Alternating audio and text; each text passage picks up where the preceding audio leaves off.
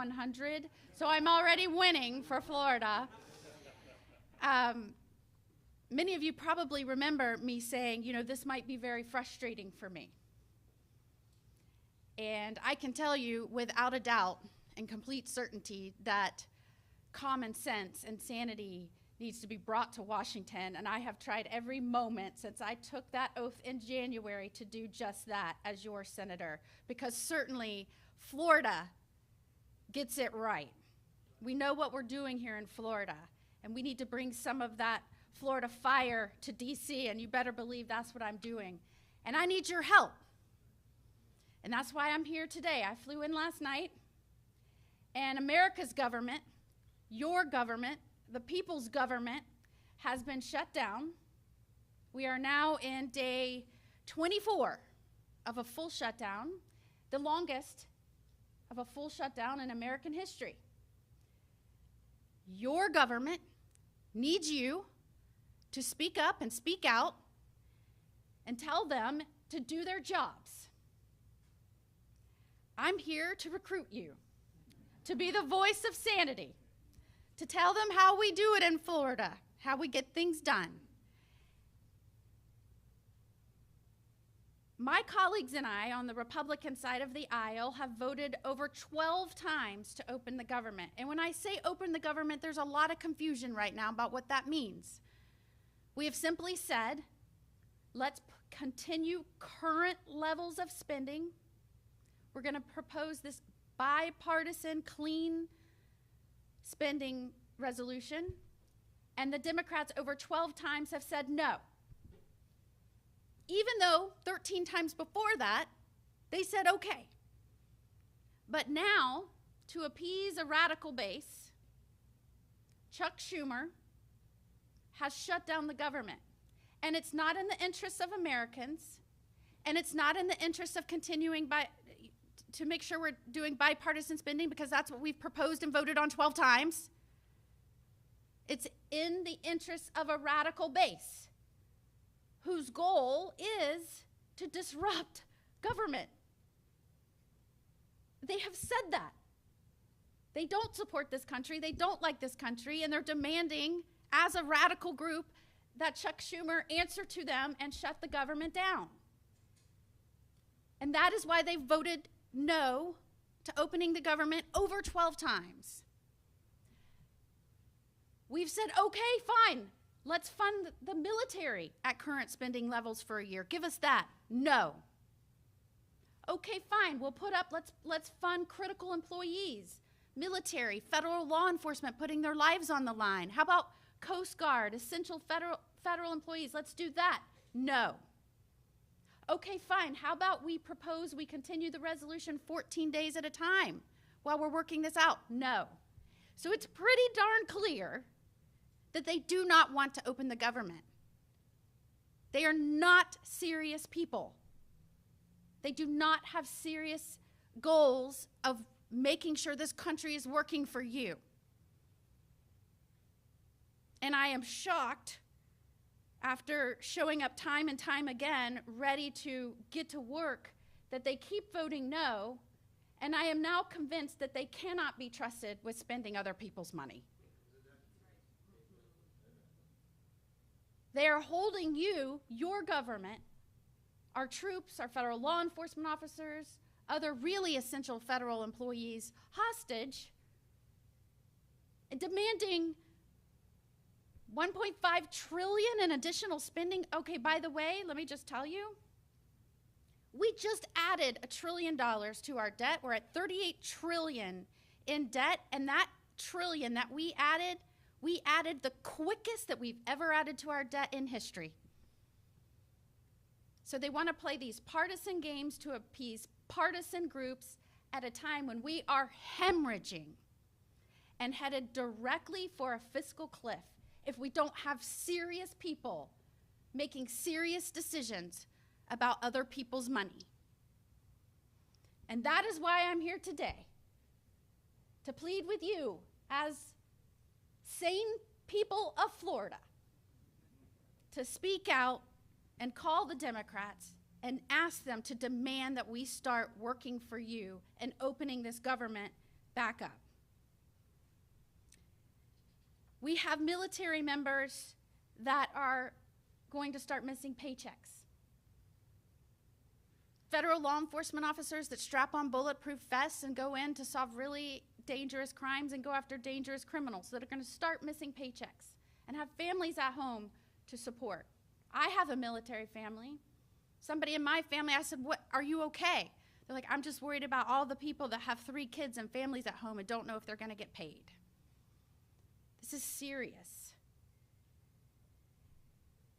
And this week, we had Democrats that refused to open the floor or open the government take to staying up all night and had the audacity to make Senate floor staff that aren't getting paid sit in the chamber while they recited poetry in the middle of the night. They are putting paychecks over people, or poetry over people, poetry over paychecks. I am not kidding you. I'm going to tweet it out. Poetry at midnight while the people who are not getting paid and are part of their partisan games have to sit there and listen to them recite poetry. So I have not let up. I am proposing bill after bill and co-sponsoring bill after bill to stop this insanity. I've co-sponsored the Eliminate Shutdowns Act, the No Budget, No Pay Act. I mean, I have an idea. How about Congress doesn't get paid if we don't fund the government? What do you think about that? What do you think about that for your government? I, along with Senator Rick Scott, are proposing no budget, no pay. In fact, I've said, because so many people are struggling, I'm going to donate for every day the government is shut down. I'm going to donate my salary to a crisis center.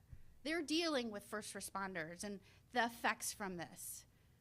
But that should be law. And in fact, I guess, I'm pretty positive that if some of these Congress folks weren't receiving their salaries, they might get serious and cut out the games. I am so thankful today to be with VFW Adjutant General and Quartermaster John Coleman and former DEA Special Agent Chris Cassio. They're going to offer their thoughts as a veteran, as a federal law enforcement officer. I thought it was important for you to hear from some of the people who have worked for you, for your government, to hear how this is affecting them and people that they know, and the missions of the agency and the mission of you as a people, and indeed the United States of America. It is certainly time that we stop the Schumer shutdown, this historic obstructionist behavior. This was their goal from day one, was to shut America down. It is becoming abundantly clear. You have those of us that keep voting to open it up, that say we love this country, we're gonna show up to make it better. That is what our goal is.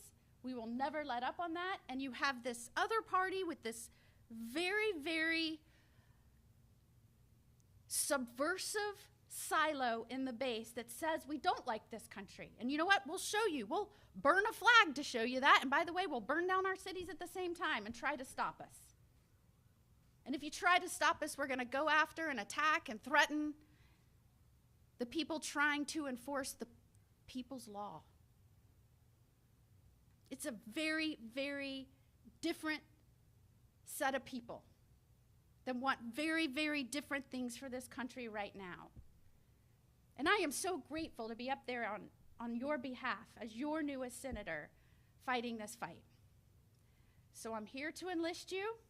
I thank you for being here today. Let your voices be heard. I will continue to advocate on your behalf and let them be heard in Washington, but there's no reason you can't call all of them directly. With that, we will hear from the quartermaster.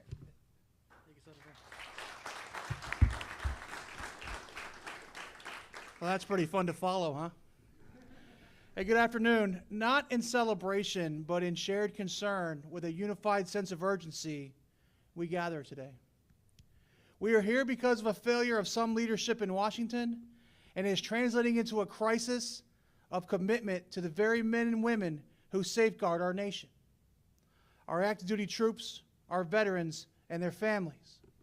I would be remiss if I did not thank the Honorable Senator Moody for her support during these troubled times. She shows up to work every day, ready to vote and ready to honor a contract signed by the veterans and the military. Our current government shutdown is not mere political inconvenience. For our military community, it is a direct and destructive threat to their financial stability, their education, their career, and their peace of mind. Let me be clear. The immediate casualties of this impasse, they are the veterans who have already paid their dues. The Department of Veterans Affairs is already grinding to a halt, leaving our heroes in limbo. The VA is currently not processing any new disability claims.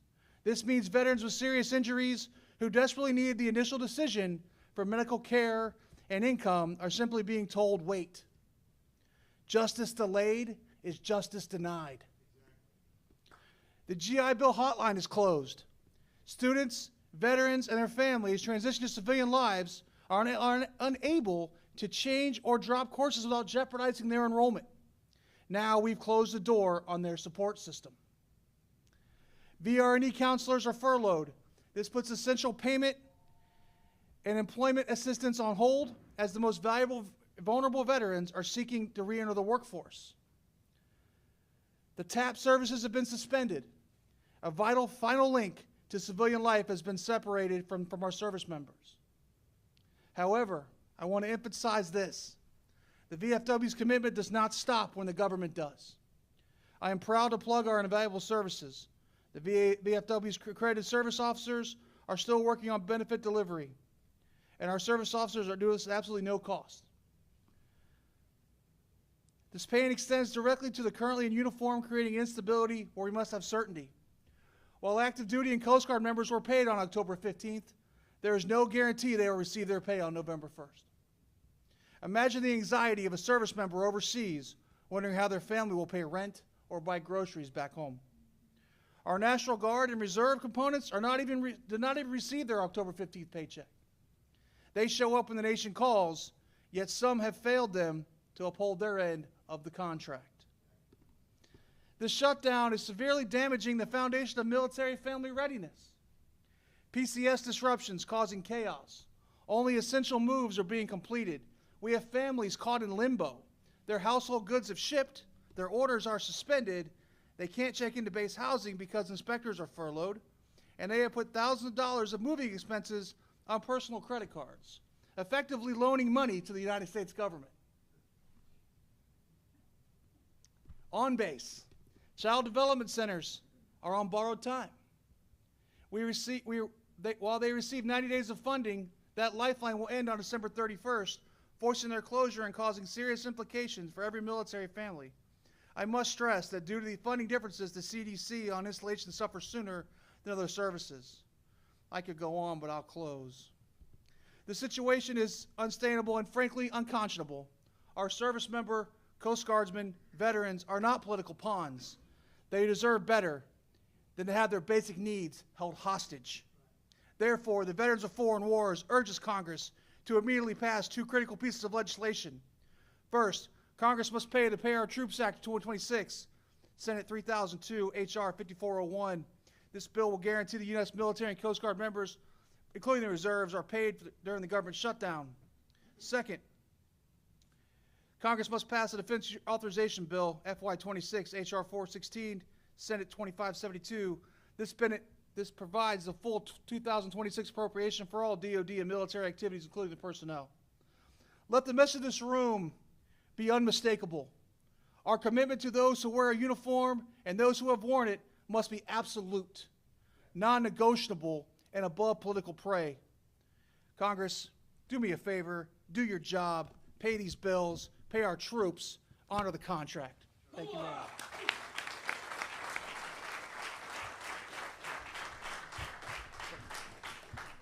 I'm honored to be here. My name is Chris Cassio, and I'm honored to be here because of Whoa!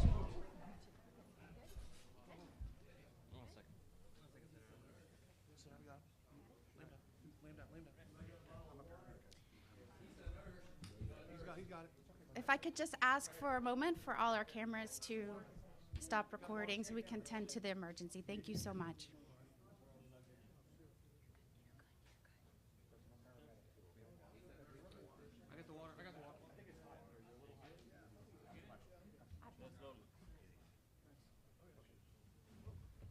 Oh, sorry about that. Yeah, Let's take a moment. Want to take a moment? We'll get cleaned up. I'm good. Let's clean you up. Yeah, you were talking about it. Are you good? Thank you, yeah.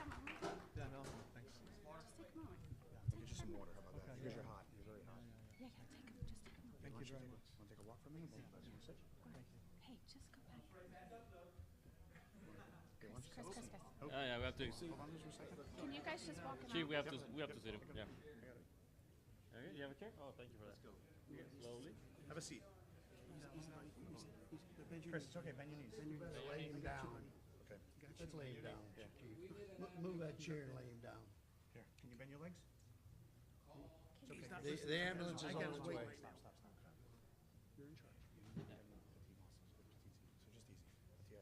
You're okay. How you feeling now? Good. Can you take a walk? Yeah, yeah, Walk with us a little bit? We're going to take your arms, okay? All right. Can you take one step at a time for us? Yeah. Come on, let's take a walk. Let me grab his arm. Yep.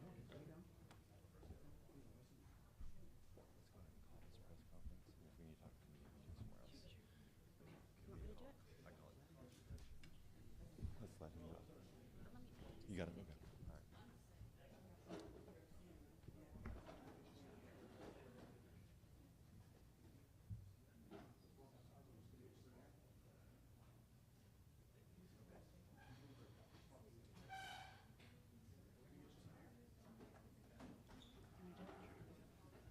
All right, ladies and gentlemen, thank you very much for showing up. Out of respect to the situation, we're just going to call this press conference right now.